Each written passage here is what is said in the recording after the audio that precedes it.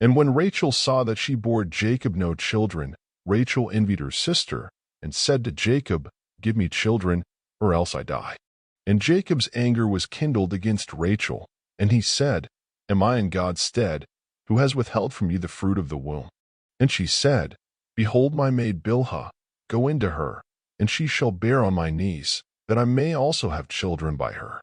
And she gave him Bilhah her handmaid to wife, and Jacob went into her. And Bilhah conceived, and bore Jacob a son.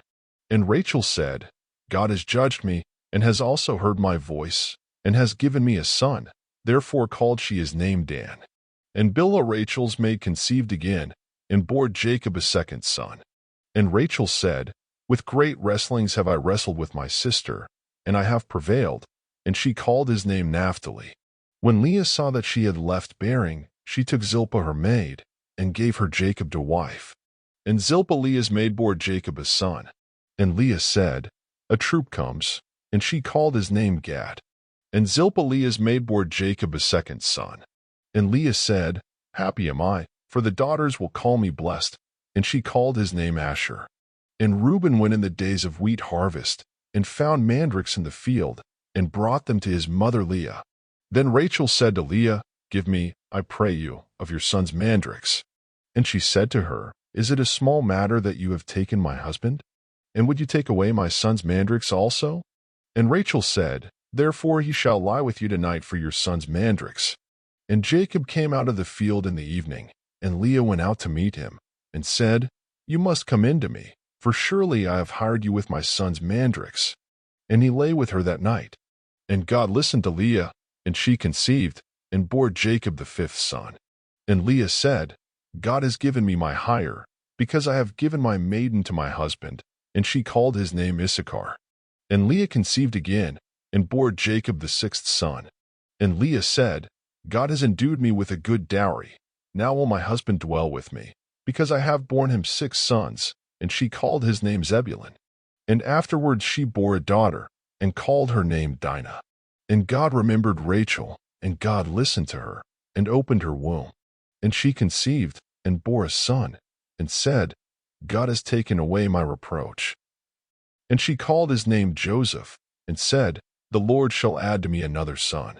And it came to pass, when Rachel had borne Joseph, that Jacob said to Laban, "Send me away, that I may go to my own place, and to my country. Give me my wives and my children, for whom I have served you, and let me go, for you know my service which I have done you."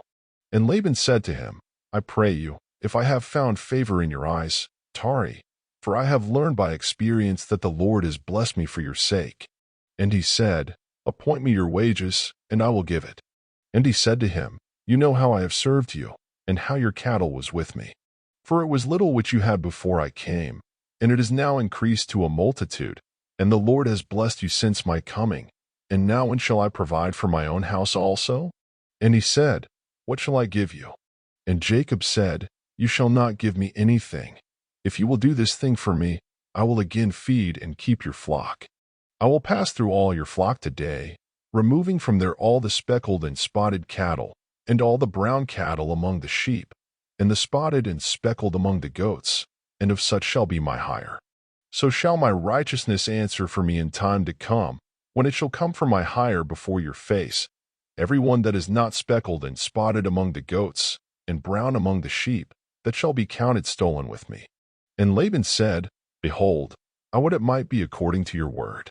And he removed that day the goats that were ring-straked and spotted, and all the she-goats that were speckled and spotted, and every one that had some white in it, and all the brown among the sheep, and gave them into the hand of his sons. And he set 3 days' journey between himself and Jacob fed the rest of Laban's flocks. And Jacob took him rods of green poplar, and of the hazel and chestnut tree, and pilled white strakes in them, and made the white appear which was in the rods. And he set the rods which he had pilled before the flocks in the gutters and the watering troughs when the flocks came to drink, that they should conceive when they came to drink. And the flocks conceived before the rods, and brought forth cattle ring-straked, speckled, and spotted. And Jacob did separate the lambs, and set the faces of the flocks toward the ring-straked, and all the brown in the flock of Laban, and he put his own flocks by themselves, and put them not to Laban's cattle. And it came to pass, whenever the stronger cattle did conceive, that Jacob laid the rods before the eyes of the cattle in the gutters, that they might conceive among the rods. But when the cattle were feeble, he put them not in. So the feebler were Laban's, and the stronger Jacob's. And the man increased exceedingly, and had much cattle, and maidservants, and menservants, and camels, and asses.